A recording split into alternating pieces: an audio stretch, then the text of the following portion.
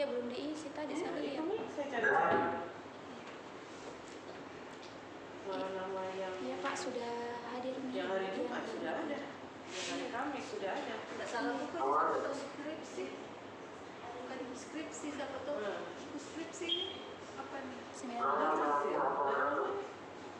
Yang hari Kamis juga. Jawab ini. Assalamualaikum warahmatullahi wabarakatuh. Kedengaran Pak.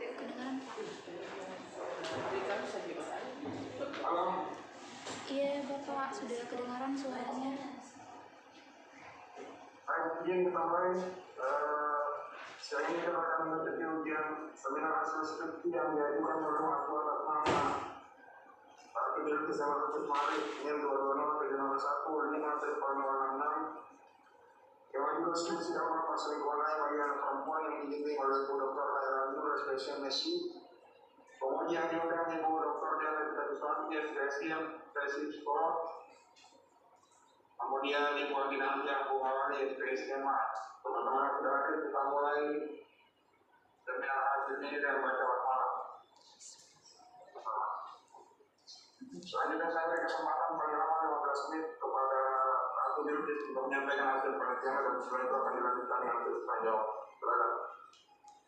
Baik, terima kasih banyak Bapak atas kesempatannya. Assalamualaikum warahmatullahi wabarakatuh. Selamat siang semuanya. Pertama-tama yang terhormat Bapak Ketua Penguji, Bapak Muhammad Hidayat Nurdin, SPSI MSI.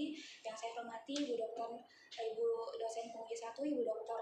Diana Siswanti, SPSI MSI, MSI Psikolog, dan Ibu dosen penguji 2, Ibu Adi Nadia Bunawali, SPSI MA, serta Ibu dosen pembimbing saya, Ibu Dr. Hairul, SPSI MSI. Serta teman-teman yang saya banggakan, terima kasih karena sudah bersedia meluangkan waktunya untuk hadir pada seminar hasil saya siang hari ini. Perkenalkan, nama saya Ratu Bilqis Amarkis Marif dengan NIM 20701500006. Pada kesempatan kali ini akan mempresentasikan hasil penelitian saya yang berjudul Dampak Perselingkuhan Ayah bagi Anak Perempuan.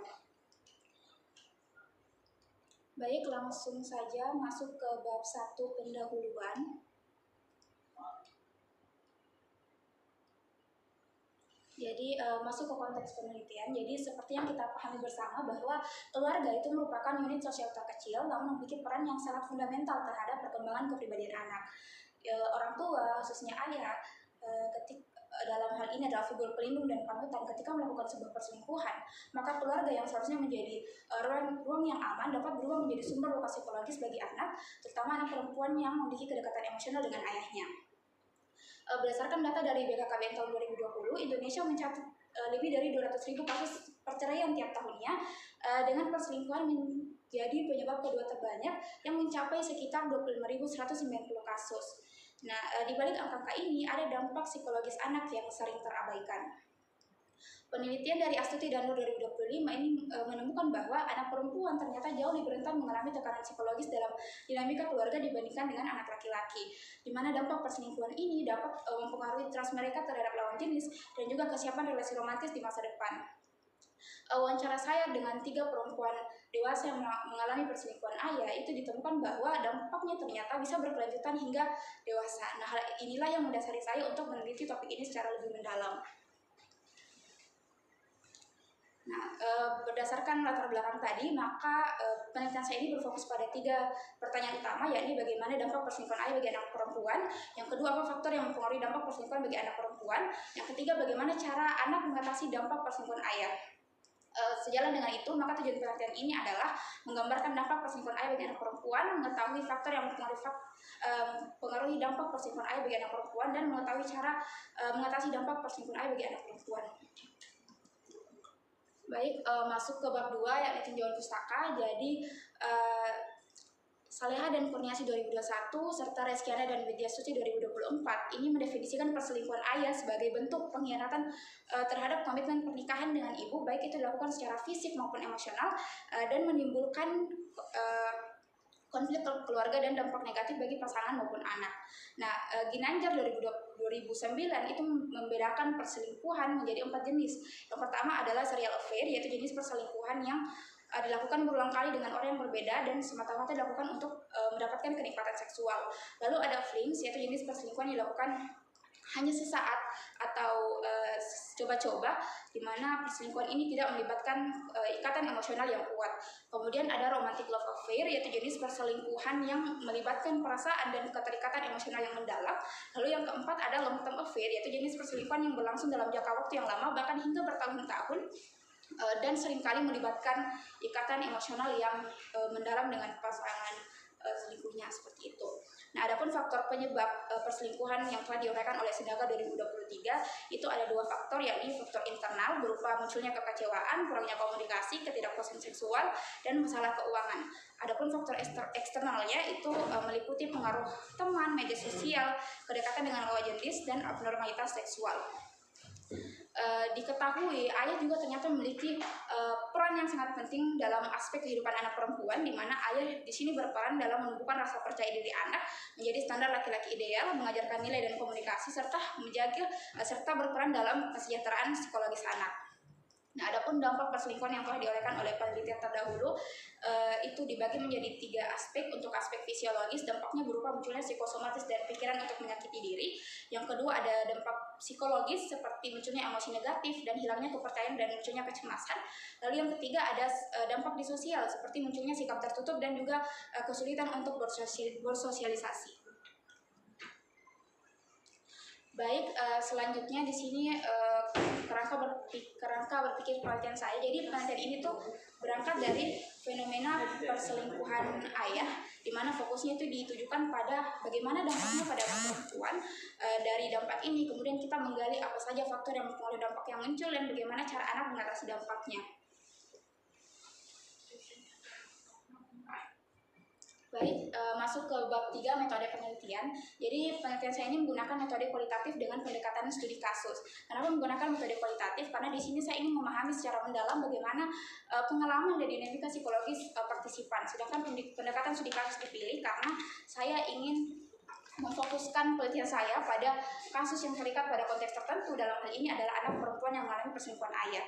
Selain itu, pendekatan studi kasus juga memungkinkan saya untuk bisa menggali data secara lebih komprehensif melalui berbagai sumber, baik itu melalui wawancara dengan subjek utama maupun significant others, seperti itu.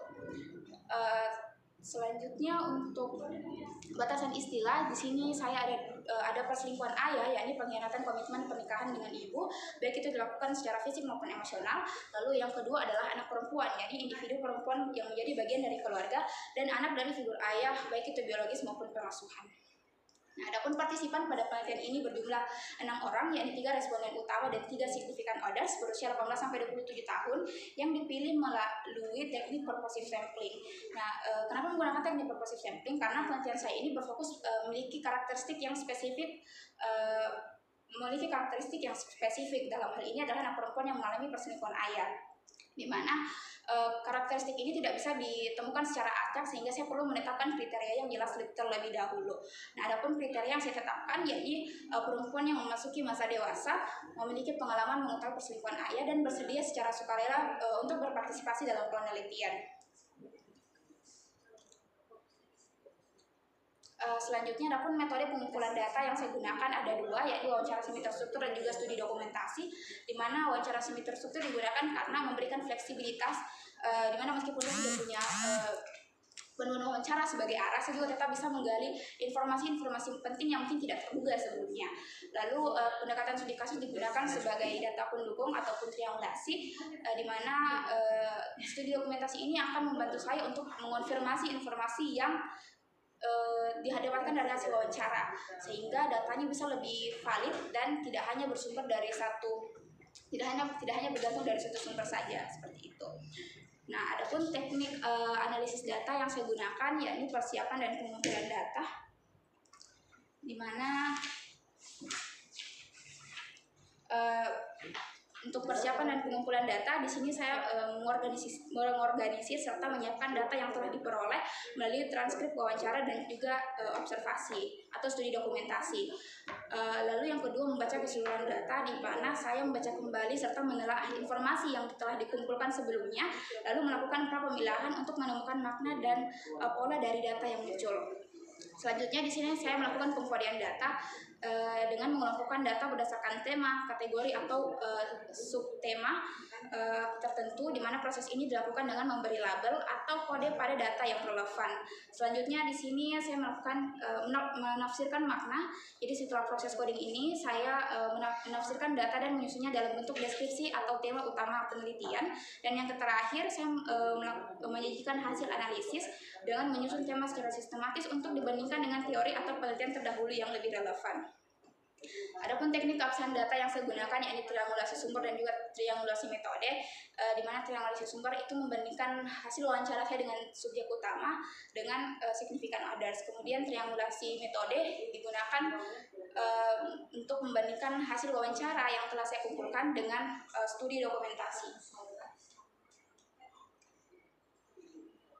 Nah baik, masuk ke bab 4 hasil dan penelitian. Jadi sedikit gambaran terkait dengan profil responden saya. Jadi responden pada penelitian ini berjumlah 3 subjek utama berusia 18 sampai 27 tahun. Nah untuk subjek pertama ini berinisial RA, berusia 21 tahun dan saat ini berstatus sebagai mahasiswa aktif di Universitas Makassar. Nah, sedikit gambaran terkait dengan kasus dari responden RA. Jadi sebelum perselingkuhan ayahnya ini terungkap, diketahui RA ini memiliki relasi yang dekat dengan ayahnya, di mana RA mengetahui perselingkuhan ayahnya sejak kelas 1 SD dan akhirnya mulai memahami memaknai perselingkuhan ayahnya ketika dia masuk kelas 4 SD bersama dengan proses perceraian orang tuanya. Lalu responden kedua berinisial KAPS, berusia 18 tahun dan saat ini berstatus sebagai pelajar kelas 12 di Kota Palopo. Nah, adapun relasi KAPS dengan ayahnya sejak awal memang diketahui kurang dekat karena ayahnya bekerja sebagai pelaut dan KAPS ini diketahui mengetahui perselingkuhan ayahnya ketika usianya masih berusia 6 tahun, di mana dia mengetahui perselingkuhan ayahnya dengan cara diceritakan oleh keluarga pihak ibunya. Lalu responden yang ketiga yakni RPK, berusia 27 tahun, berstatus sebagai ibu rumah tangga, di mana RPK sendiri sebelum perselingkuhan terungkap diketahui memiliki relasi yang sangat dekat dengan ayahnya. RPK mengetahui perselingkuhan ayahnya dengan menyaksikan secara langsung menyaksikan secara langsung ayahnya bersama perempuan lain ketika dia duduk di kelas 3 SMP. Untuk kondisi keluarganya saat ini kondisi keluarganya itu ibunya dipoligami. Nah, adapun bentuk dampak yang ditemukan di sini ada 6 bentuk dampak perselingkuhan ayah. Yang pertama adalah bentuk reaksi emosionalnya. Jadi ketika pertama kali mengetahui perselingkuhan ayah, bentuk reaksi emosional yang muncul itu ada shock, kecewa, sedih, malu, dan dendam. Lalu untuk bentuk yang kedua yakni relasi anak dengan ayah setelah perselingkuhan terjadi perubahan, di mana anak akhirnya menolak untuk berinteraksi, hubungan dengan ayahnya menjadi lebih renggang, serta anak ketiganya mengaku merasakan kehilangan figur ayah dari proses tersebut. Lalu bentuk yang ketiga adalah munculnya reaksi fisik dan psikologis seperti munculnya gangguan tidur, kesulitan untuk meregulasi emosi, munculnya psikosomatis, dan juga diketahui melalui hasil diagnosis psikolog responden juga mengalami gejala depresi. Lalu untuk dampak sosialnya diketahui ketika responden mengalami dampak perselingkuhan ayah berupa munculnya minder atau tidak percaya diri dengan kondisi keluarganya yang sudah tidak harmonis, kemudian anak menjadi menarik diri dari lingkungan sosialnya, serta anak akhirnya mengalami krisis kepercayaan baik itu dengan laki-laki maupun orang secara umum. Lalu dampak akademiknya seperti munculnya kehilangan munculnya kehilangan untuk motivasi belajar, dan juga anak mengaku sulit untuk berkonsentrasi setelah konflik perselingkuhan ayahnya di keluarganya. Lalu dampak yang terakhir ini dampak jangka panjang. Jadi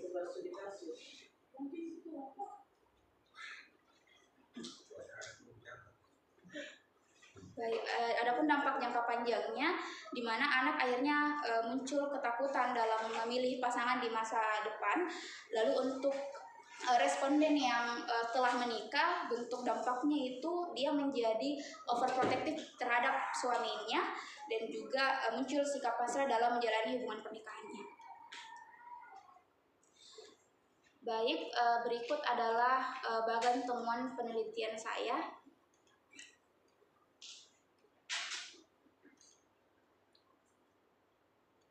Jadi bagian di atas ini menggambarkan dampak perselingkuhan ayah bagi anak perempuan, di mana ketiga responden ini diketahui memaknai perselingkuhan ayah sebagai pengalaman yang traumatis.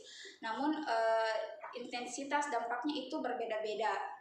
Nah, perbedaan intensitas ini dipengaruhi oleh 3 faktor, yakni usia dan cara anak mengetahui perselingkuhan, relasi anak dengan ayah sebelum perselingkuhan terungkap, dan juga adanya konflik dalam keluarga akibat perselingkuhan. Nah, meskipun intensitasnya ini berbeda, ketiga respon ini diketahui menunjukkan bentuk dampak yang relatif serupa, baik itu dari bentuk reaksi emosionalnya, perubahan relasi dengan ayah, kondisi fisik dan psikologis, kehidupan sosial, kondisi akademik, serta pandangan terhadap hubungan romantis yang panjang. Nah, diketahui dalam mengatasi dampak-dampak yang muncul itu, ketiga responden menggunakan strategi yang berbeda, seperti membuktikan diri melalui prestasi, mengalihkan pikiran lewat aktivitas-aktivitas lain, mencari bantuan profesional, menjaga jarak dari ayah, dan menyendiri untuk menenangkan diri. Diketahui juga dukungan sosial dari keluarga dan orang terdekat ini berperan sebagai faktor protektif yang membantu responden untuk menghadapi tekanan psikologis dan menyesuaikan diri terhadap pengalaman yang muncul.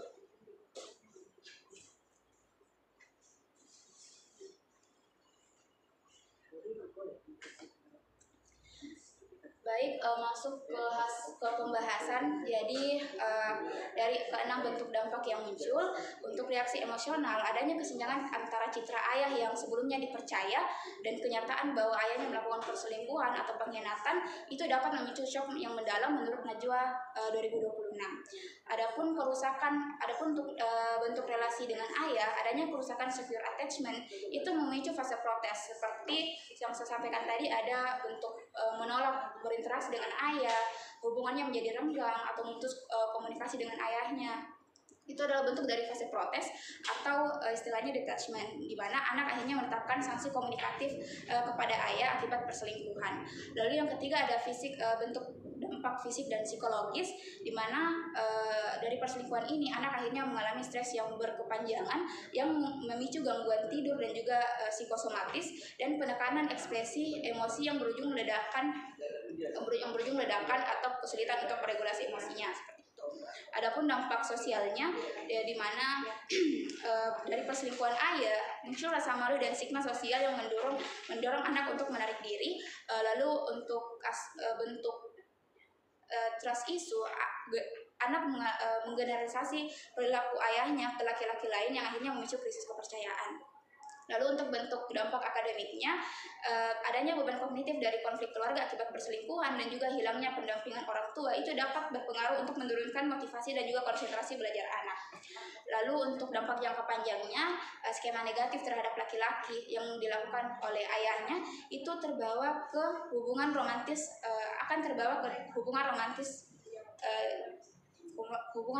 anak di masa depan. Baik, selanjutnya masuk ke bab 5, kesimpulan. Jadi adapun kesimpulan dari hasil penelitian saya, yang pertama, dari penelitian ini ditemukan bahwa terdapat 6 bentuk dampak yang muncul akibat perselingkuhan ayah pada anak perempuan, di mana munculnya reaksi emosional, perubahan relasi dengan ayah, munculnya dampak pada fisik dan psikologis, munculnya dampak sosial, akademik, dan pandangan jangka panjang terhadap hubungan romantis. Nah, dari ke-6 bentuk ini, intensitasnya itu dipengaruhi oleh 3 faktor, seperti adanya kualitas relasi ayah dengan anak sebelum perselingkuhan terungkap, bagaimana cara anak mengetahui perselingkuhan dan usianya saat perselingkuhan terjadi, dan juga intensitas konflik keluarga yang akan menentukan intensitas dampak tersebut. Gitu. Lalu untuk strategi ditemukan juga bentuk cara anak mengatasi dampak perselingkuhan, di mana bentuk-bentuknya berupa anak akhirnya berusaha untuk membuktikan diri kepada orang tuanya. Ada juga yang mengalihkan pikiran melalui aktivitas lain, mencari bantuan profesional, menjaga jarak dari ayah, dan menyendiri untuk menenangkan diri. Nah, diketahui juga dukungan keluarga dari pihak ibu itu berperan sebagai faktor protektif utama. Baik, adapun saran untuk Baik, selanjutnya masuk ke saran. Jadi untuk anak perempuan diharapkan untuk tidak memendam perasaannya sendirian, berani mencari bantuan keluarga, teman dekat atau profesional, dan juga diharapkan untuk tidak berpikir bahwa pola hubungan orang tuanya akan terjadi pada kehidupan mereka. Lalu untuk orang tua, diharapkan ayah untuk tetap menjaga komunikasi dan juga memenuhi nafkah, memberi ruang bagi anak untuk memproses perasaan. Untuk ibu diharapkan untuk menyesuaikan cara penyampaian informasi perselingkuhan ayahnya, disesuaikan lagi dengan usia dan tetap hadir secara emosional di sisi anak. Lalu untuk peneliti selanjutnya diharapkan untuk memperluas jumlah responden, menyertakan responden laki-laki sebagai pembanding, dan juga mengkaji faktor protektif secara lebih mendalam dengan instrumen yang terstandar.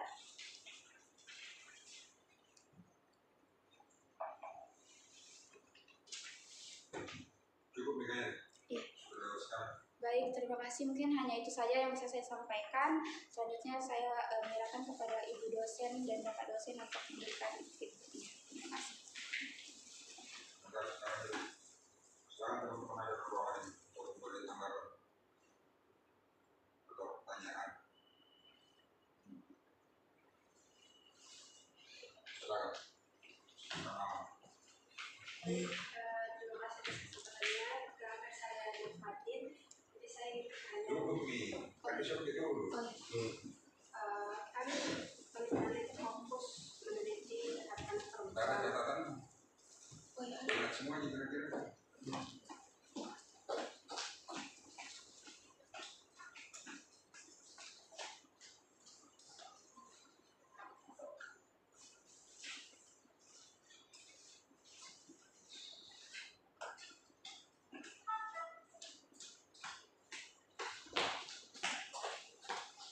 Oke, silahkan.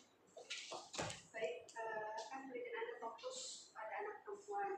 Kenapa tidak meneliti pada anak secara umum? Gitu? Apakah ada perbedaan respon atau dampak yang dirasakan antara anak perempuan dan anak laki-laki terhadap perselingkuhan ayah? Sekian, terima kasih. Oke, baik, terima kasih untuk pertanyaannya, Saudari Fatin. Jadi seperti yang saya sampaikan tadi di bab 1, dan penelitian dari Asiti dan Nur itu dari 25 menunjukkan bahwa anak perempuan itu ternyata memiliki menunjukkan intensitas atau bentuk respon yang berbeda dengan anak laki-laki, di mana anak perempuan ini cenderung lebih rentan mengalami tekanan psikologis dari membentuk keluarga dibandingkan dengan anak laki-laki tadi.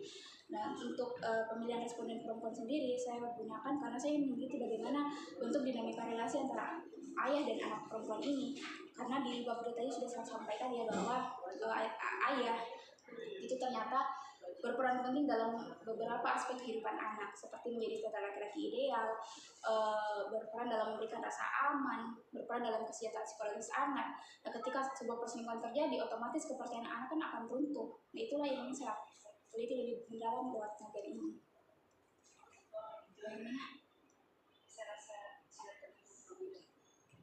Bisa lewat. Ya di sini satu, di sini satu. Ya saya serius di sini satu. Dan ini kalau udah kayak begini satu ini bikin nanti. Ya tengah.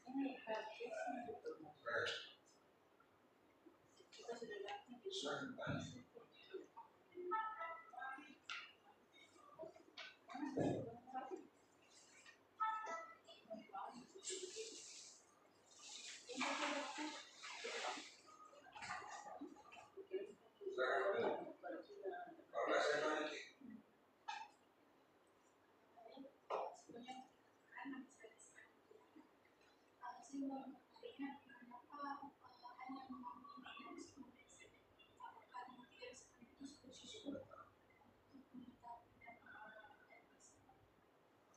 Tiga, udah 11. Udah 11-an. Baik, terima kasih untuk pertanyaannya Saudara Reski. Jadi tadi pertanyaannya kenapa hanya mengeksplor 3 responden ya? Jadi karena pendekatan yang saya gunakan itu studi kasus, maka saya memang ingin fokus ke kasus yang terikat pada konteks tertentu. Sebenarnya saya sudah mengeksplor lebih dari 3, cuma untuk yang betul-betul bisa saya analisis datanya itu hanya 3 responden ini. Kemudian juga karena saya menggunakan metode kualitatif, jadi saya tidak berfokus pada kuantitas ya, tapi ke kedalaman data. Makanya saya juga menggunakan significant orders untuk memastikan bahwa data yang saya gunakan ini tidak hanya bergantung dari satu sumber saja, seperti itu. Mungkin hanya itu saja yang bisa saya bantu jawab. Bagaimana dengan saudari Rizky? Sudah. Silakan salah satu. Baik, terima kasih kesempatannya Pak. Maafkan saya Budan Sabti. Yang ingin saya tanyakan itu apakah dalam kesimpulan ini terhadap anak ada faktor lain seperti dari kondisi keuangan keluarga? Ada brandnya dari masing-masing tiga tersebut? Semangat. Oke, baik. Terima kasih untuk pertanyaannya. Jadi, apakah ada kondisi keuangan mempengaruhi dampak yang muncul ya? Kalau dari hasil wawancara yang saya dapatkan, sebenarnya saya tidak menemukan adanya relasi antara kondisi keuangan dan manfaat yang dialami anak. Tapi ini mungkin berkaitan dengan bentuk dampak pada akademiknya, di mana anak akhirnya merasakan kurang termotivasi untuk belajar karena akhirnya merasakan kehilangan figur ayah seperti itu. Dimana ayahnya sudah tidak berperan dalam memberikan nafkah, dan itu mungkin mempengaruhi ya secara tidak langsung kayak kondisi keuangan seperti itu.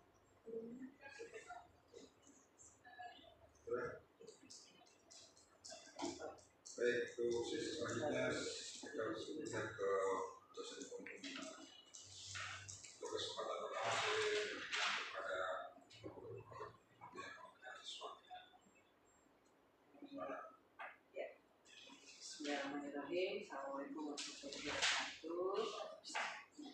Terima kasih Pak Dayan selaku ketua sidang. Selamat ya.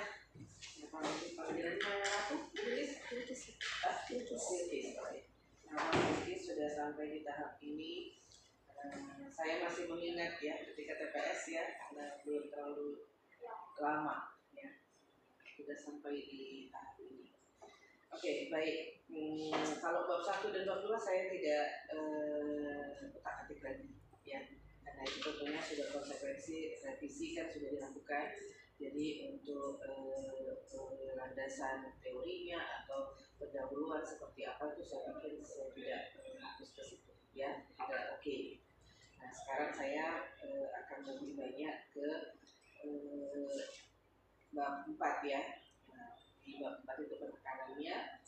Tapi sebelum ke situ saya mungkin akan tracking ke belakang lagi untuk sekedar menambahkan ya mungkin ya. Oke, kalau dari abstrak tidak ada hal yang menurut saya perlu direvisi, gitu ya. Kita sudah menuliskan abstrak. Ada berapa kata ya di abstrak kan? Itu enggak?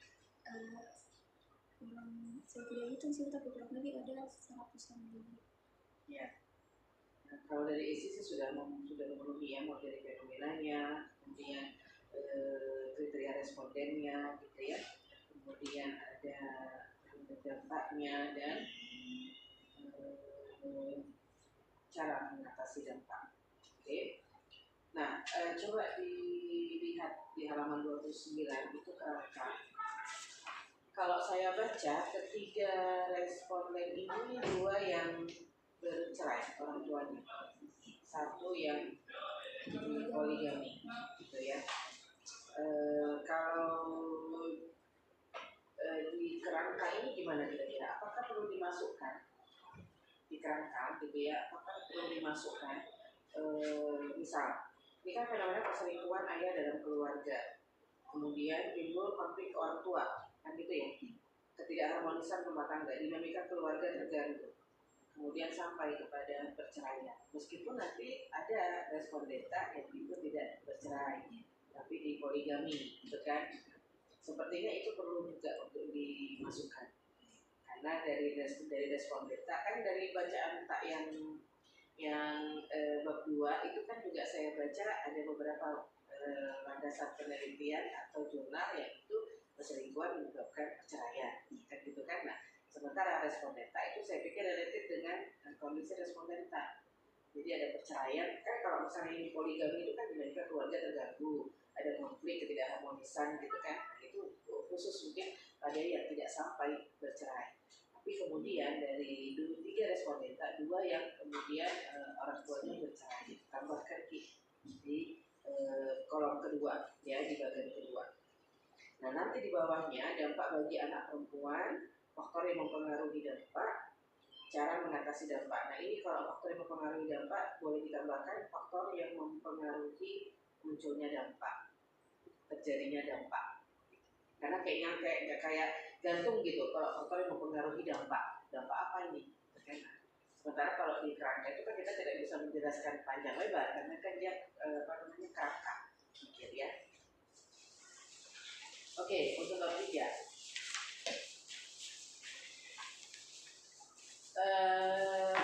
Apa yang dimaksud oleh Bilqis terkait dengan unit analisis ini? Responden penelitian yang akan terlibat dalam penelitian ini adalah anak perempuan yang memiliki pengalaman langsung mengetahui perselingkuhan ayah. Nah, awalnya saya tidak masalah dengan kalimat ini, tapi ketika saya baca di bab 4 sampai seterusnya ke belakang, ternyata dari 3 responden itu kan satu yang mengetahui langsung, dan satu yang mengetahui langsung perselingkuhan ayahnya karena mendapati perselingkuhannya itu ada di kamar ayahnya, kamar orang tuanya, kan dia mengetahui langsung gitu ya. Tapi yang kedua itu kan dewanya itu kan satu dari tante, satunya dari ibunya, kan gitu. Nah, bolehkah diperjelas memiliki pengalaman langsung ini maksudnya apa?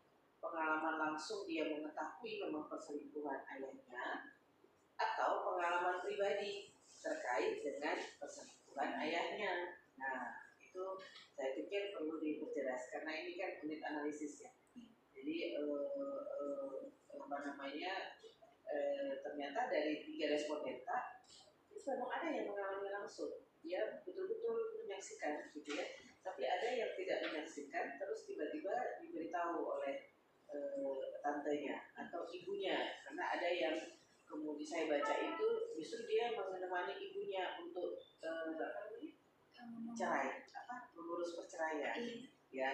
Dan dia tidak tahu kenapa mengurus perceraian, kemudian ibunya cerita, gitu kan. Nah, ini perlu diperjelas ya, pengalaman langsung atau pengalaman pribadi. Kalau pengalaman pribadi sih masuk di 3-tiganya itu, ya. Kalau pengalaman langsung berarti kan langsung itu kan dia melihat, menyaksikan. Nah, sementara dari 3 itu kan satu yang menyaksikan langsung ya. Itu coba diperjelaskan. Ya, pengalaman pribadi mungkin lebih akan betul akan mengcover semuanya ya, pengalaman pribadi. Nah, ini perempuan yang memasuki masa dewasa. Seingat saya waktu TPS dulu memang ini ada perubahannya. Nah, ada perubahan kan kayaknya. Saya masih agak ingat. Dulu kan tidak ada kata-kata dewasanya. Di fokus dewasa awal sih. Fokus dewasa awal ya. Kalau sekarang kita karena ada yang SMA kelas 3. Iya ya.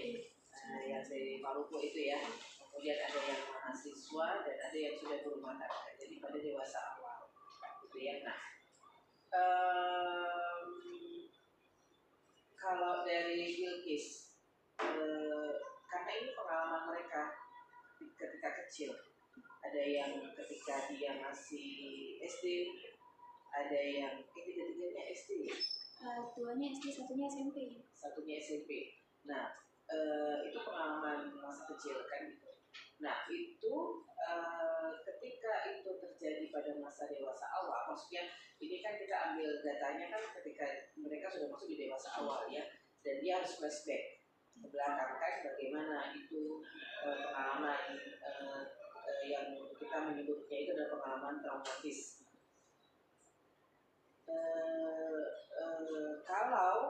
Kalau di yang 27 tahun yang dia sudah berumah tangga, jadi ibu rumah tangga, itu karena masih masuk kategori dewasa awal dan dia statusnya sudah berumah tangga gitu ya. Perlu mungkin untuk mengecek kembali seperti apa itu perkembangan pada ini karena semuanya pada dewasa awal ya. 18 tahun, satu lagi berapa tahun? 21, 27 gitu. Dua belum menikah karena masih sekolah dan masih kuliah, yang satunya sudah berkeluarga.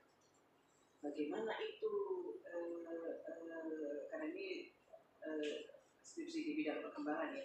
Jadi setidaknya di dewasa awal itu adakah pertanyaan tak? Karena saya baca itu di wawancara tak di program kita itu pertanyaan yang terkait dengan apa itu sih tugas perkembangan remaja, tugas perkembangan dewasa itu sepertinya tidak muncul di sini. Ya misalnya walaupun di bab 4 itu ada kita gambarkan bahwa seperti yang 27 tahun tadi itu dia sampai dia kemudian mau menikah gitu. Padahal dia sudah menyaksikan, dia sudah punya pengalaman pribadi terkait dengan perselingkuhan ayahnya, tapi dia mau menikah gitu. Nah ini dinamikanya ini kan pertanyaan itu kan mestinya muncul kalau di karakteristik dewasa awal pernikahan. Kemudian si yang respondennya SMA dengan yang kuliah, dia sudah masuk di dewasa awal. Yang salah satu tugas perkembangannya itu adalah salah satunya menikah gitu. Tidak ada pertanyaan yang terkait dengan bagaimana kemudian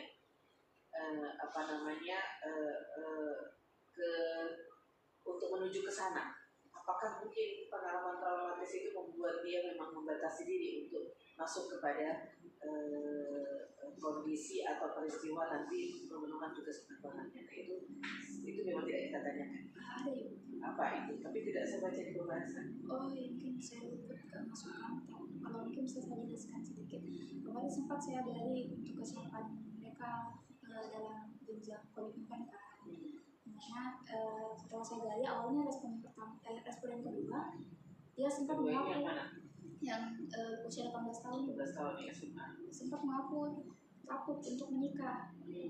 Tapi setelah saya lakukan wawancara dengan responden yang pertama, saya gali apakah dia takut menikah. Dia bilang dia tidak takut untuk menikah, dia hanya takut sama pasangan, takut untuk mendapatkan mengalami keluarga yang sama seperti orang tuanya. Nah itu kan berarti kan sebenarnya kan kalau kita mau gali dan itu mau dimasukkan sebagai satu mungkin bukan gambaran ya dampaknya. Ternyata perceraian orang tua, kondisi perselingkuhan ayahnya itu tidak membuat dia cukup punya ketakutan atau kekhawatiran untuk apalagi didukung dengan yang responden ketiga yang 27 tahun yang akhirnya menikah.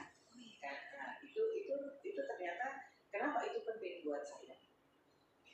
Catatan yang penting di naskah itu adalah kita menuliskan semuanya traumatis. Apa ya dalam gambaran tak itu traumatik itu tuh apa? Kalau saya sebenarnya kan kalau mau bicara soal klinis kan perlu bantuan profesional untuk menentukan apakah ini trauma atau tidak. Tapi dibandingkan diagnosa klinis saya melihat dari indikator trauma itu. Saya baca di DSM. Sehingga kita menyebutkan itu traumatis. Buktinya yang ketiga itu kan dia tidak mengalami, artinya begini kalau saya berpikir apakah orang kalau dalam pandangan tak bagaimana tuh kalau si traumatis itu dia tidak mau sama sekali atau dia mau tapi kemudian dia penuh dengan antisipasi karena dia trauma, itu kaitannya nanti dengan upaya dia coping strateginya gitu kan yang mengatasinya. Apa yang ada dalam gambaran tak traumatik? Kalau gambarannya sebenarnya bukan dia trauma di ini sih Bu, yang respon yang ketiga ya. Tidak ada trauma mungkin untuk trauma yang besar ke kesiapan pernikahannya. Dia traumanya itu saya lihat dari indikator dia mengalami psikosomatis sih Bu. Ketika dihadapkan dengan ayahnya. Depresi. Ada yang depresi itu siapa? Yang responden pertama. Bulir, yang ke psikolog itu yang mana? Yang responden pertama. Yang responden pertama. Nah, ini yang karena di tiga-tiga ini kita menyebutkan traumatis gitu kan.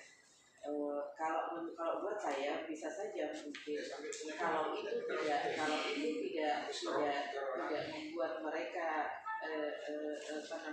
khawatir untuk menikah nantinya, atau tadi yang respon yang ketiga juga dia mau menikah atau ada sudah dari ibu rumah tangga, tidak apa ya, karena kayak kalau traumatis itu kan memang ada hal-hal yang dia jaga ya, dia tidak mau. Kalau saya traumatis ketika memang itu pengalaman traumatis buat saya, jadi dia benteng diri untuk tidak mau memasuki tadi kayak seperti pernikahan tadi yang saya tanyakan gitu.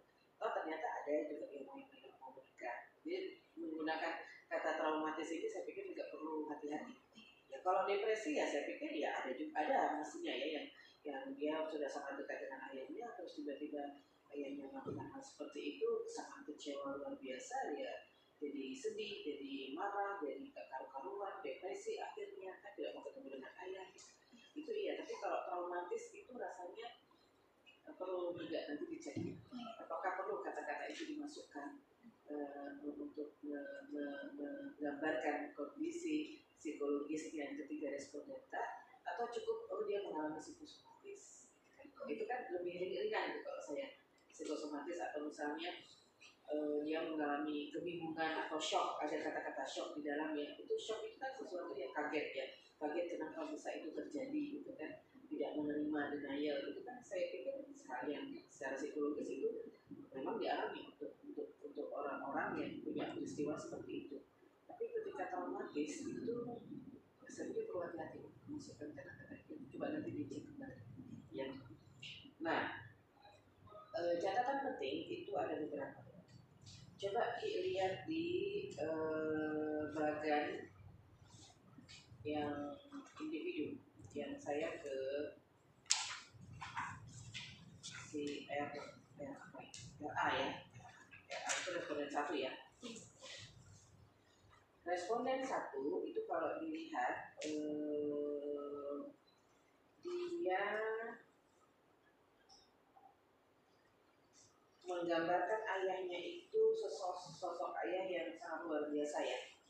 Jadi baik, penyayang, religius gitu ya, yang betul-betul menjadi sosok yang sangat penting buat dia. Nah, ada yang saya garis bawahi, dia mengalami prestasi ya. Prestasi, nah ini halaman 38, prestasi akademik itu menurun. Prestasi akademiknya halaman 38 ya.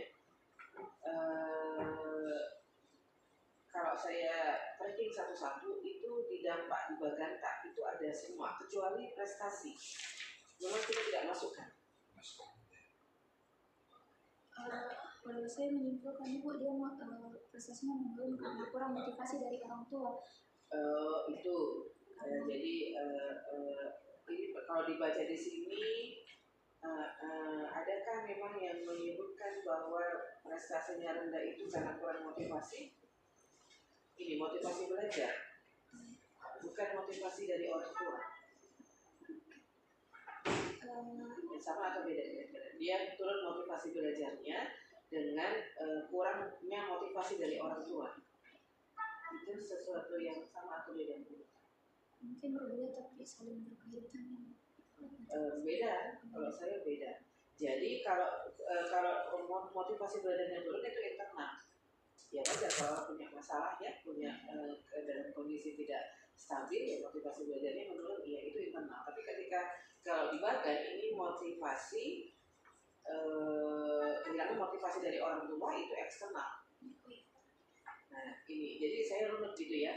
Kayak misalnya kesulitan tidur, pikiran yang negatif itu masuk di mana itu? Kalau di sini kan ada pada aspek psikologis, orang mengalami gangguan yang ditandai kesulitan tidur, pikiran negatif berulang, gejala depresi, itu masuknya di mana? Di bagian yang bawah. Psikologis. Ya ini mungkin begini, karena ini kan kita sudah buatnya sudah bagus nih per paragraf ya. Jadi sebenarnya bisa dipindahkan aja ke sini. Gitu. Jadi, iya supaya tidak beda. Kayak prestasi tadi kan saya cari prestasi di sini ada di narasinya ada tapi di bagian itu tidak ada.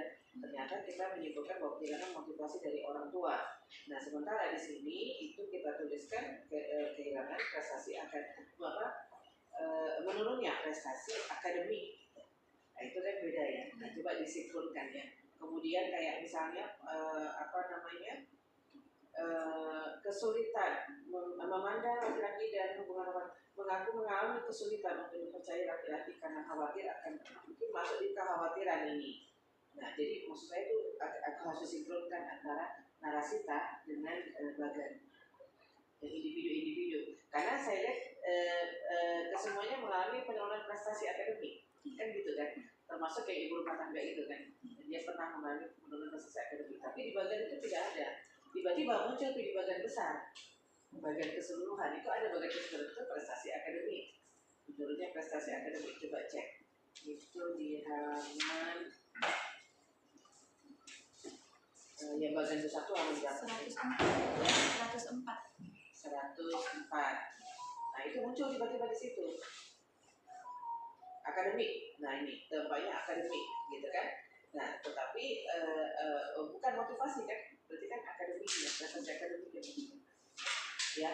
Jadi saya pikir itu perlu untuk disinkronkan kembali ya, supaya nanti apa dengan narasita itu sama dengan bagian per individu, kemudian nanti yang bagian per besarnya, temuan penelitian secara besar itu juga sinkron dengan ketiga bagian yang individunya ya. Itu harus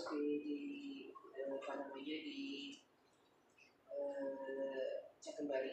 Nah, urutkan dampak dari yang sederhana hingga berat. Dampaknya apa? Bagis. Dampaknya ada di reaksi emosional Ibu, yang pertama kali biasa muncul. Di halaman berapa ya? Jadi ada dampaknya kan, ada fisik ya, ada fisik apa lagi? Psikologis. Iya, itu coba di fisik dulu. Jadi kayak misalnya fisik psikologis, emosi itu gimana? Emosi itu masuk di psikologis enggak? Gimana itu dampak? Saya sudah di dampak itu orang berapa? Bukan bagiannya, tapi narasi.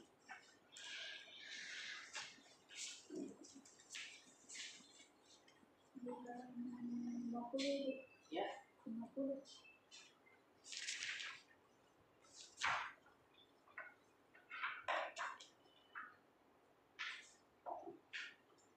Jadi kalau misalnya nih ya dampak ya, ada shock gitu kan, ada perasaan shock, histeris gitu. Nah ini juga harus dicek apakah ini juga masuk dalam kategori kayak histeris itu traumatik gitu kan, nggak ada traumatik itu tuliskan di sini. Ada nggak di sini dampaknya traumatik? Saya bacanya tidak ada traumatik. Tapi di apa namanya di skala ada traumatik, makanya kalau saya sih hilangkan kata traumatik. Ya kalau traumatik itu dia ya mungkin kalau tidak ada pertanyaan juga terkait dengan apakah dia akan nanti dengan pengalaman seperti itu, apakah Anda punya keinginan untuk juga berumah tangga gitu kan. Karena pertanyaan itu penting untuk karena ini di dewasa awal.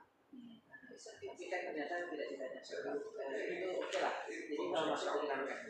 Jadi kayak misalnya sedih, histeris gitu ya, kemudian malu gitu. Itu apa? Itu emosi atau psikologis?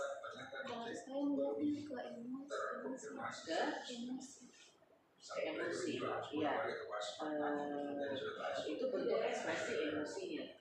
Tapi kan kalau kita cermati lebih jauh, itu kan bagian dari dinamika psikologis ya sebenarnya. Kan gitu. Jadi kalau dampak mungkin boleh nggak diurutkan? Kalau kesulitan tidur itu fisik ya, lebih kepada fisik atau psikologis. Jadi coba urutkan ya. Jadi misalnya jangan langsung kayak misalnya renggangnya hubungan dengan ayah, itu ditaruh di awal tuh. Padahal sebenarnya ketika dilihat di bawah lagi, oh ternyata dia tidak mau bertemu dengan ayah. Itu poin berikutnya. Jadi diurutkan tidak mau bertemu dengan ayah.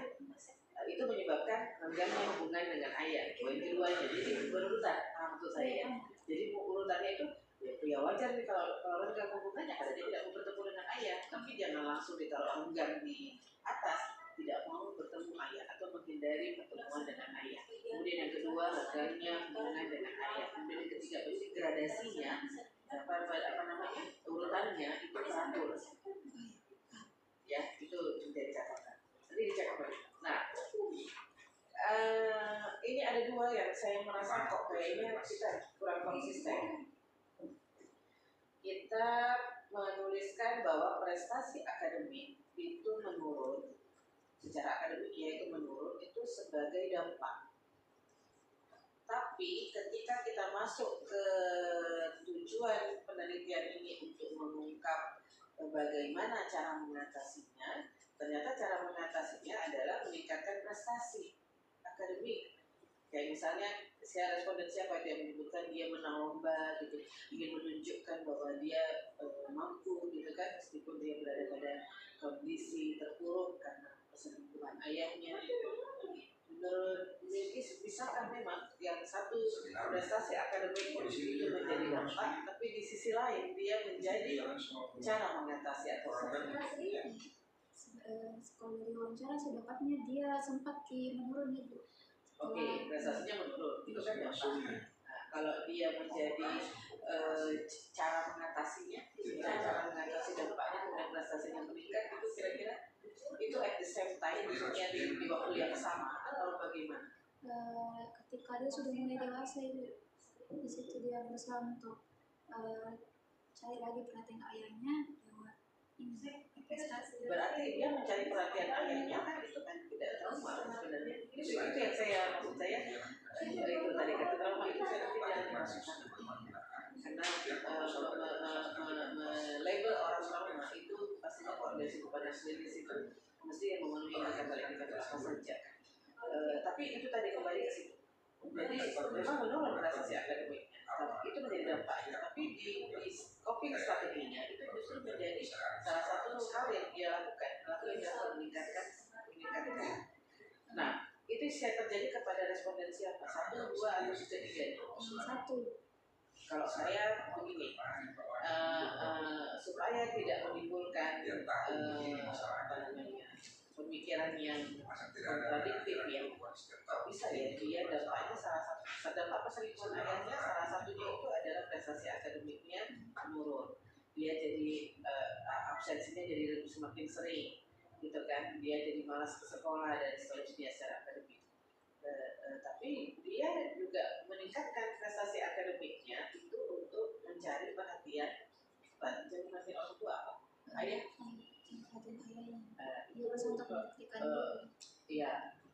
Itu harusnya ada cerita.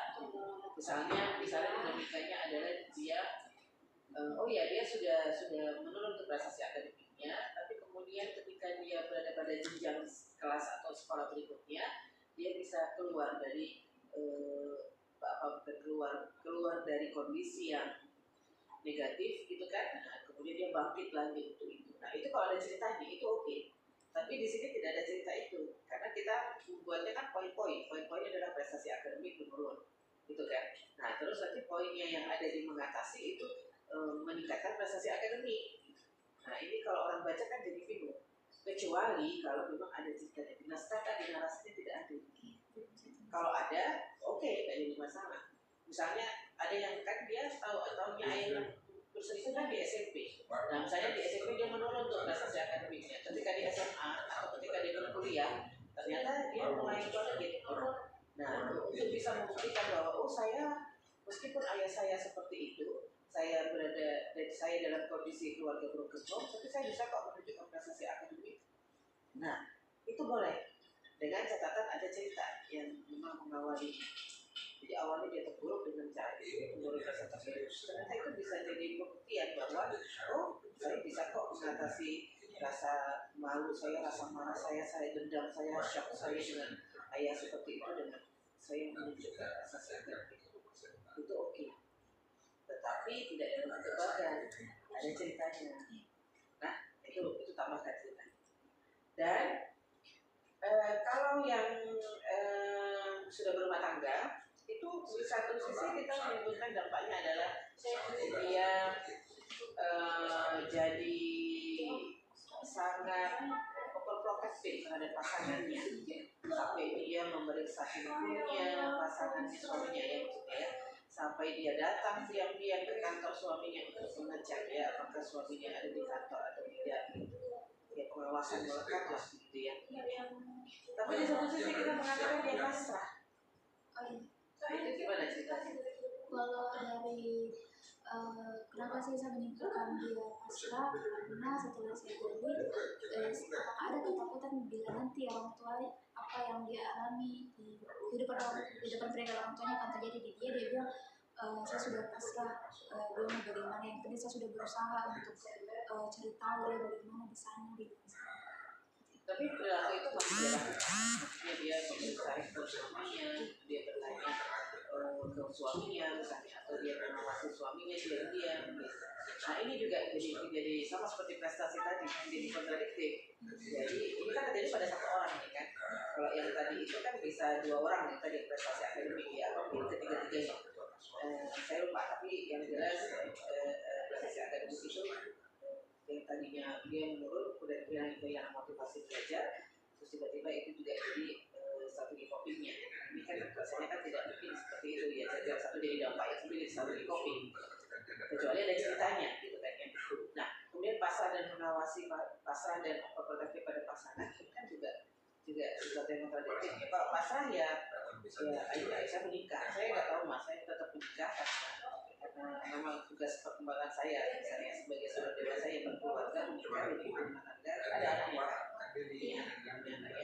Nah pasrah mak nggak apa-apa ya, mungkin pasrahnya adalah yang namanya laki-laki ya kebanyakan seperti itu misalnya ya, atau dia mungkin sudah punya pandangan bahwa ya begitulah memang di laki-laki gitu.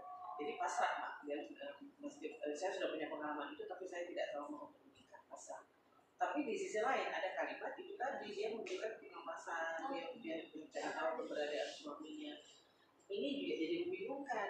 Nah, kalau kita tidak menyebutkan atau menuliskan di dalam narasi tadi, karena tiba-tiba itu muncul gitu.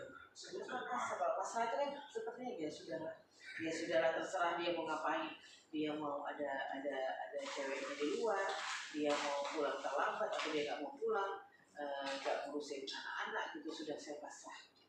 Itu pasrah. Tapi kalau ada kemudian perilaku muncul, dia mencari tahu tentang suaminya, mencari tahu keberadaan suaminya di kantor atau tidak, itu tidak pasrah. Itu dia betul-betul dia melakukan antisipasi supaya tidak terjadi lagi perselingkuhan yang dialami oleh ibunya, dialami oleh ibunya karena ayahnya berselingkuh, dan dia tidak mau itu terjadi pada dia, suaminya berselingkuh gitu. Makanya dia melakukan perilaku itu. Nah ini di-clearkan kembali ya.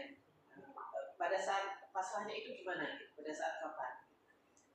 Dia mengakunya pasrah. Pas saya tanya dia sih gambarnya begini, dia pasrah kalau jelas dia sudah berusaha untuk kelasi, kalau memang nanti pada akhirnya dia suaminya mau melakukan hal yang salah seperti ayahnya, dia pasti dia tidak akan tahan karena dia melihat dari pengalaman ibunya tidak mau lepas ke ayahnya. Jadi kalau dia bilang dia tidak mau seperti ibunya, jadi kalau memang suaminya mau pergi dia akan lepaskan. Tapi kemudian ada itu tadi yang pernyataan bahwa dia mengawasi itu bentuk usahanya, tapi akhirnya dia akan pasrah kalau memang. Nah itu tadi kan yang maksud saya sama seperti prestasi tadi. Di satu sisi dia jadi dampak, tapi di sisi lain dia jadi strategi copingnya. Bagaimana ini satu atribut gitu ya, perilaku manusia itu dia jadi dampak ya, dia satu kakinya di dampak, satu kakinya lagi ada di cara mengatasinya. Mungkin bisa, tetapi harus ada dinamika yang itu menjelaskan supaya pembaca juga tidak dibuat bingung dengan kalimat atau karena di narasi tak di deskripsinya itu tidak ada ya. Mungkin itu bisa kita cek kembali di kisah supaya nanti lebih bagus nanti hasilnya dan enak untuk dibaca, orang juga bisa paham kan bahwa ada pasrah, ada masa kepasrahan. Tadi mungkin dia melihat bahwa ibunya pasrah gitu kan, ini mungkin yang berumah tangga ini ibunya yang dipoligami. Nah itu kan dia kan mengcoping gitu toh. bahwa ya sudah intinya tidak menuntut perceraian, tapi poligami ya udah pasrah gitu. Nah kalau kita fokus pada pasrah, ya udah itu aja. Tapi kalau misalnya kemudian ternyata dari hasil wawancara, oh dia juga berusaha untuk, tadi kita bilang berusaha untuk dia bisa mengawasi suaminya supaya dia tidak mau terjadi lagi hal seperti itu. Nah, ini kan kontradiktif. Itu yang harus kita mau pressure-nya itu ada di mana? Gitu ya. Ditegaskan lagi. Iya, ya, supaya sama dengan prestasi akademik tadi. Demikian ini adalah pada responden adalah dewasa awal. Meskipun kemudian mereka diminta untuk mengingat kembali karena kejadian itu kan ketika mereka masih belia, masih SD dan SMP, gitu. Nah, itu pastinya kan agak tricky juga untuk meminta mereka untuk menjelaskan. Nah, kita masuk pada keterbatasan ya, karena mereka untuk mengingat kembali itu kan rasanya kan sulit juga. Tapi coba difokuskan pada bagaimana ini di dewasa awal, karena kan memang responden dan unit analisis itu adalah kriterianya adalah di dewasa awal. Apakah ketika mereka di kelas 3 SMP, SMA dengan di perkuliahan itu mewarnai persiapan mereka untuk memasuki pernikahan.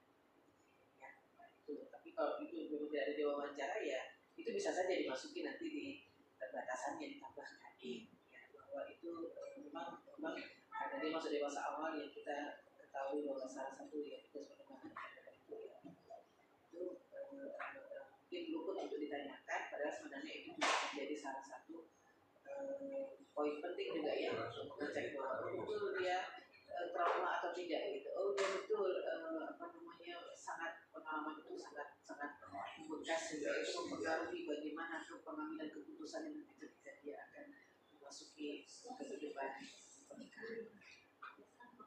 Oke, itu dari saya. Iya. Terima kasih. Mbak Luli, terdengar?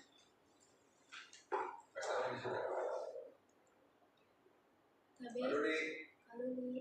Iya Pak. Silakan.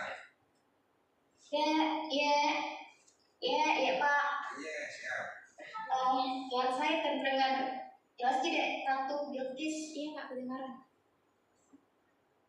Oke. Kita mulai dari bab 1 dulu aja nah. Oke, untuk bab 1 saya lihat di sini sudah gap penelitiannya ada, dasar desainnya terlihat juga, hasil studi pendahuluan juga ada, kemudian teori penelitian, tapi ada satu yang yang saya ternotis gitu.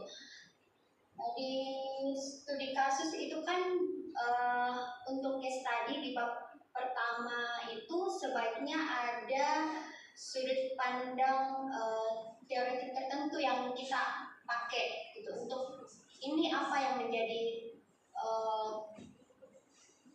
teori apa yang menjadi pegangan tak yang kemudian konsisten kita pakai sampai di pembahasan.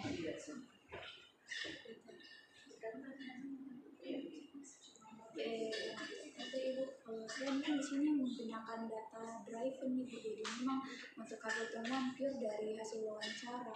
Kecuali memang saya menggunakan teori driven, memang mungkin bisa menggunakan landasan teori dari penelitian terdahulu. Sebenarnya itu kan biasanya kita di bab 4 itu kan kita menganalisis kemudian dikaitkan dengan teori. Nah biasanya itu kita tidak konsisten karena tidak ada satu teori yang menjadi pegangan tak. Misalnya dalam hal ini tadi kita bilang waktu kita menjawab pertanyaan dari Yudian bahwa kita lebih membahas mengenai emosi. Bentuk-bentuk dampaknya apa? Iya, bentuk-bentuk dampaknya apa? Yang paling terlihat itu apa? Kalau kita lihat dinamika dari seluruh subjek, dari ketiga subjek. Yang paling terlihat dari keenam bentuk dampaknya ini tuh Kak. yang aspek reaksi emosionalnya, ada juga menonjol di perubahan relasi dengan ayah, fisik dan psikologis. Masing-masing ada kan menunjukkan intensitas yang berbeda ya, dan itu intensitasnya dipengaruhi oleh beberapa faktor. Masing-masing Jadi ada kita, karakteristik untuk dampaknya. oke, berarti saya konfirmasi ulang. Berarti kita ini membicarakan mengenai dampak psikologi secara umum. Iya, dampaknya secara umum pada perempuan. Oke, dampak psikologi secara umum. Nah, yang kita gunakan sebagai dasar untuk menganalisis yang di bab 2 itu adalah dari Rizkia dan Widya Stuti. Iya, di sini saya menggunakan analisis data driven. Kan ada pemahaman saya ada beberapa jenis analisis data, ada teori driven, ada data driven, dan ada yang research driven itu. Kalau kebetulan saya di sini menggunakan data driven, jadi memang untuk teknik analisis datanya saya benar-benar pakai hasil wawancara. Kecuali saya pakainya teori driven, itu tadi bisa menggunakan landasan teori yang sudah ada sebelumnya untuk membuktikan apakah memang ini terjadi. Itu mungkin. Oke. Karena kalau yang saya lihat di buku panduan, di buku panduan itu latar belakang untuk khusus untuk case study. Saya nggak tahu apakah ini memang diberlakukan untuk seluruh jenis case study, tapi di latar belakang di buku panduan itu sebaiknya dalam penelitian studi kasus tidak diterangkan terkhusus ke jenis studi kasus yang mana. Dalam penelitian studi kasus, peneliti berpijak pada sudut pandang teoretik tertentu. Jadi saya mencoba mencocokkan dengan bab 1 tak. Apakah ada juga sudut pandang tertentu yang kita pakai yang kemudian konsisten kita gunakan di analisis kasus gitu. Makanya saya menanyakan gitu karena saya mencoba untuk mencocokkan apa yang ada di buku panduan. Sebenarnya apa yang sebaiknya dan seharusnya ada di bab 1. Seperti itu ada. Jadi saya menanyakan gitu. Kalau memang ternyata kita memakai driven itu berarti sebaiknya kan ada di bab 3. Di bab 3 kan kita tidak jelaskan ya, kita hanya jelaskan secara umum menurut Creswell ya. Case study menurut Creswell. Jadi kita hanya menjelaskan kalau kita menggunakan pendekatan kualitatif menurut Creswell, tapi tidak merujuk kepada salah satu jenis case study. Jadi kalau misalnya ternyata kita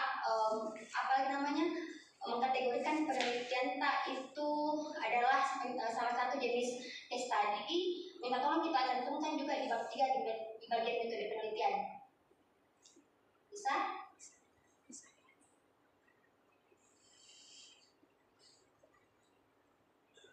Halo? Ya, bisa Kak. Saya tambahkan. Oke. Nah, untuk bab 2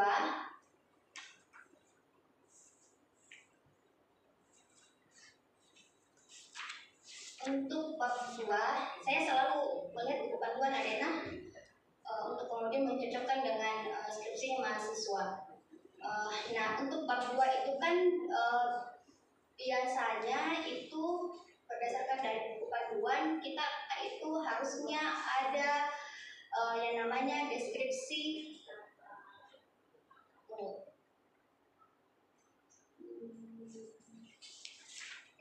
deskripsi teoretik terkait konteks dan deskripsi teoretik terkait fokus penelitian. Kalau dilihat dari bab 2 tak, yang mana yang termasuk konteksnya? Deskripsi teoretik terkait konteks yang mana? Konteksnya perselingkuhan ayah, fokusnya perempuan.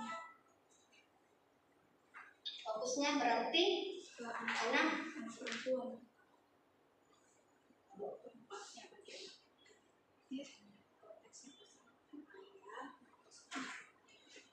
Fokus penelitian tak apa? Fokusnya ke dampak pada anak perempuan, konteksnya fenomena perselingkuhan ayah Kak.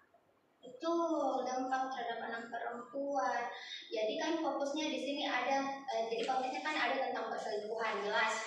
Kita jelaskan definisinya, kita jelaskan bentuk-bentuknya, kita jelaskan faktor-faktor yang menyebabkan perselingkuhan.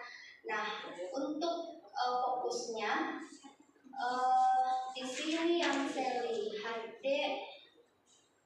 ada kita jelaskan mengenai dampak perselingkuhan bagi anak perempuan itu ada, cuman tidak ada faktor-faktor penyebab perselingkuhan. Ada ya faktor-faktor penyebab perselingkuhan? Ada Kak. Ada faktor-faktor penyebab perselingkuhan, tapi untuk fokus penelitiannya itu tidak ada, kayak misalnya mengapa perselingkuhan ayah itu biasanya berdampak pada perempuan secara teoritis.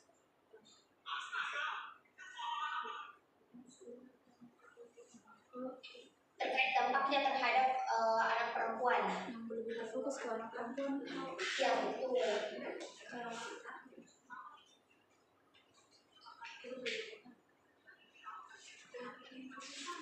Misalnya karena apa gitu, karena mungkin karena kelekatannya atau mungkin karena family system teorinya yang seperti itu. Ini untuk sudut pandang teoritik dari segi fokus penelitian tak. Berarti pertanyaannya tidak saya tambahkan Ki, apa saja faktor yang mempengaruhi dampak pada anak perempuan? Iya. Sebaiknya itu ada, karena untuk di bagian tujuan pustaka untuk terkait fokus penelitian itu kan sebaiknya ada pengertian ada kita, walaupun tidak secara eksplisit tapi di bagian tapi ada kita jelaskan. Kemudian untuk faktornya saja yang tidak ada dan terkait fokus penelitian. Nah, kita kan fokus terhadap dampaknya terhadap anak perempuan, tapi tidak ada di bab 2 yang kita cantumkan. Kalau konteks dia lengkap, kita konteks deskripsi teoritik terkait konteks itu lengkap, tapi deskripsi teoritik terkait fokus penelitian itu untuk faktor-faktor terhadap fokus penelitian, yaitu dampaknya terhadap anak perempuan, itu belum ada. Berarti bisa nanti saya tambahkan. Oke.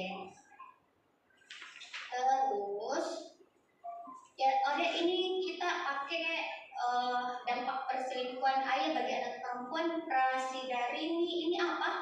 Artikel jurnal atau artikel jurnal Kak? Prasidari dan Arifin. Oh, berarti dari hasil dari penelitian terdahulu ya? Iya. Itu juga kita gunakan berarti yang dianalisis di bagian pembahasan. Untuk menjelaskan iya saya gunakan Kak.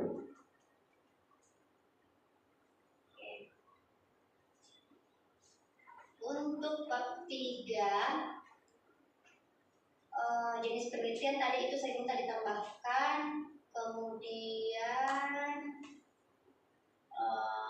teknik analisis data,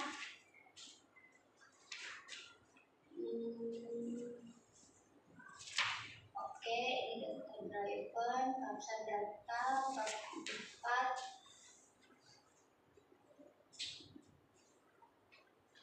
Hasil analisis data tadi sudah bagus, cuman ada kesalahan penomoran kayaknya tadi saya lihat di sini.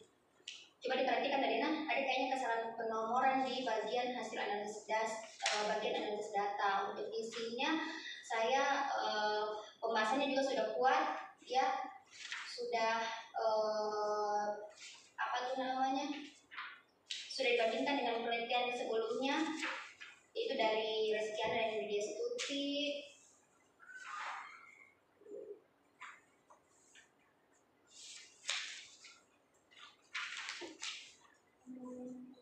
Oke. Ini, oh ya, bagian kesimpulan dan saran juga ada kesalahan dalam penomoran. Tolong kita perhatikan itu deh. Terus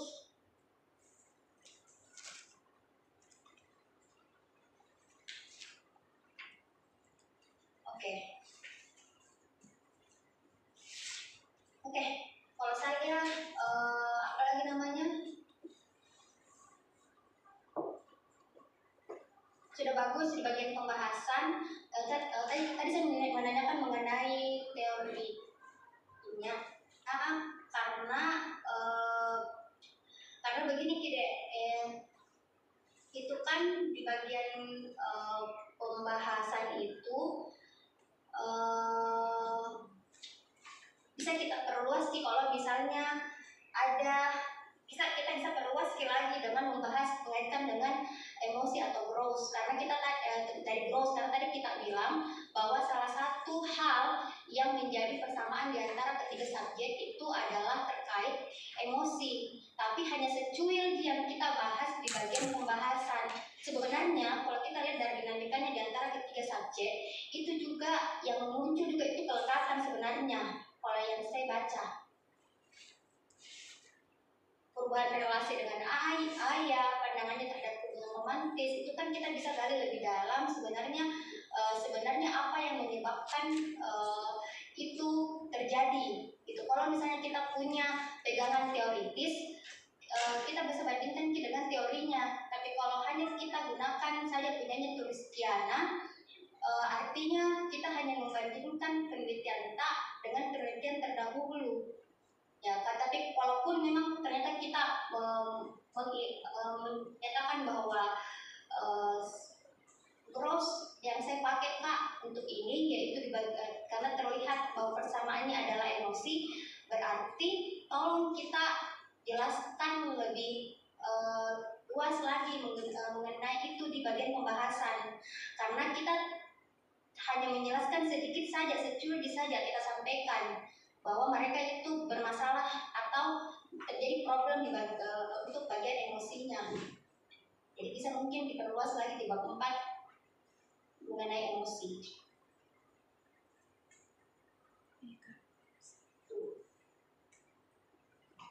Oke, saya mungkin itu saja Adek untuk bagian daftar pustaka, tolong diperiksa kembali untuk penulisan dan sebagainya dan kelengkapan di daftar pustaka. Untuk daftar pustaka kita pakai apa Dek? Manual atau pakai Mendeley?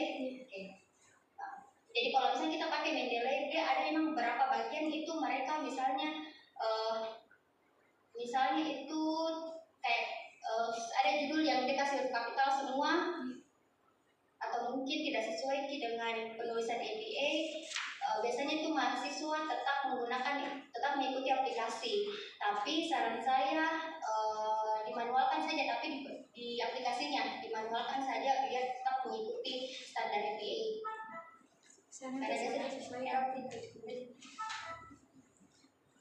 Oke, mungkin saya itu saja Pak Tabe. Terima kasih. Duli. Orang sudah dicatat semua ya.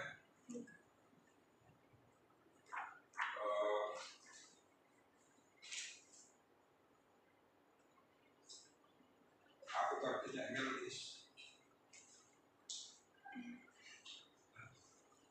Singkatan atau apa? Namanya dari ibu, Pak. Saya tidak tahu. Artinya apa? Katanya ngikut ini, ada katanya artis dia suka dulu. Ratu artis kau tahu? Kenapa? Ada teman kok artis namanya. Enggak, kau tahu nama ratu artis? Oh ya. Tahu? Siapa itu? Istrinya Nabi Sulaiman. Hah?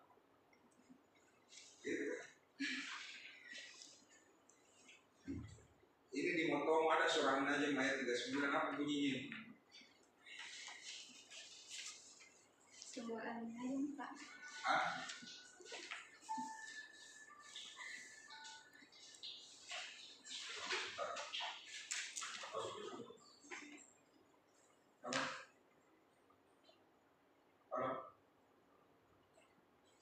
Halo? Di mana ini?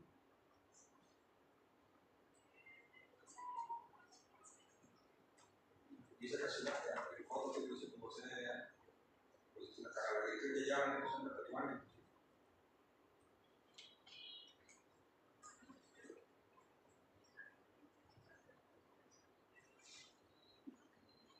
Jadi kan dia masuk di dalam kampus. Fakultas ekonomi, fakultas ekonomi kita, fakultas posisi pak.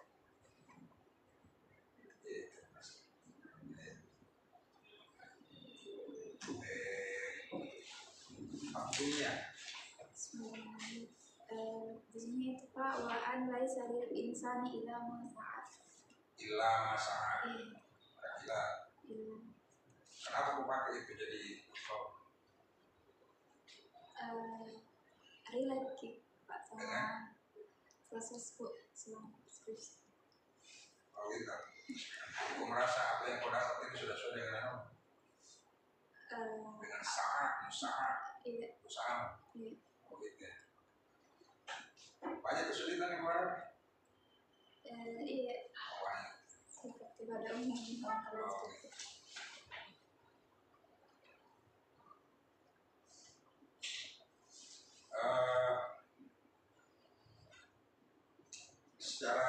Secara penulisan masih ada beberapa hal yang perlu diperbaiki.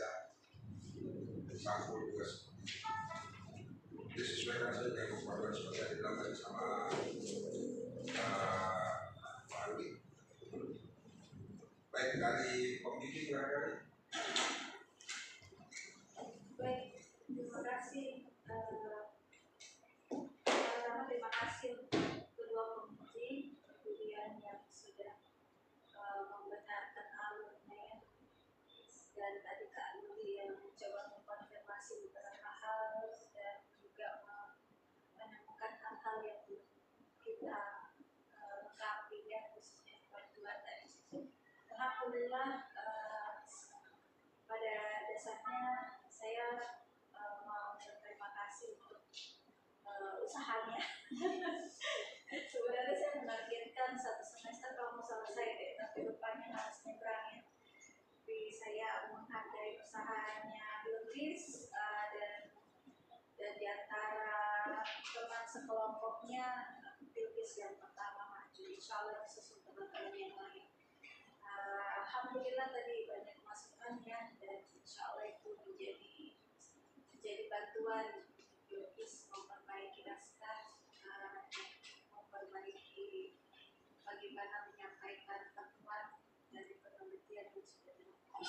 Terima kasih Pak Daya, saya sampaikan. Terima kasih.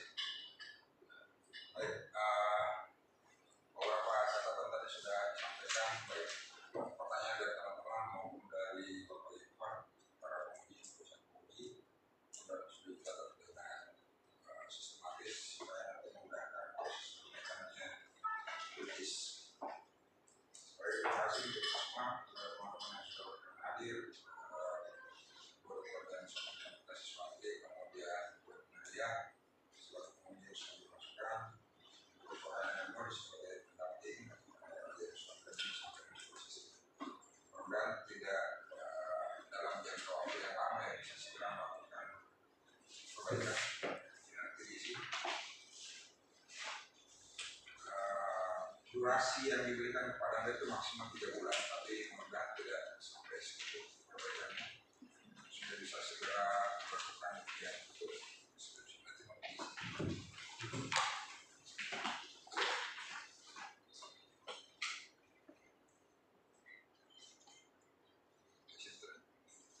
Dengan demikian kita tutup seminar hasil pada sidang hasil.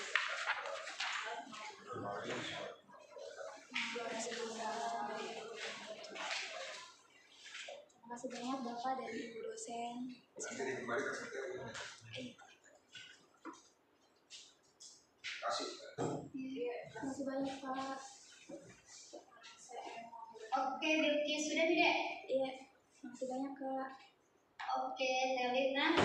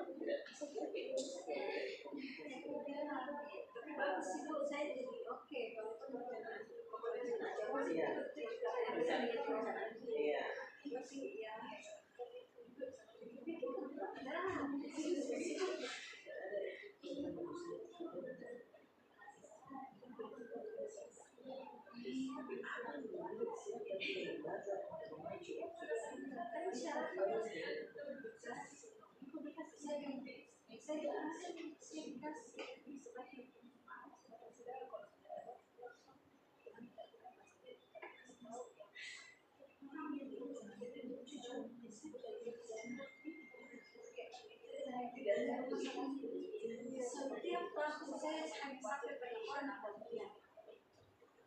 sampai berkomunikasi saya sudah dalam bisa mengkomunikasikan antara banyak pembimbingan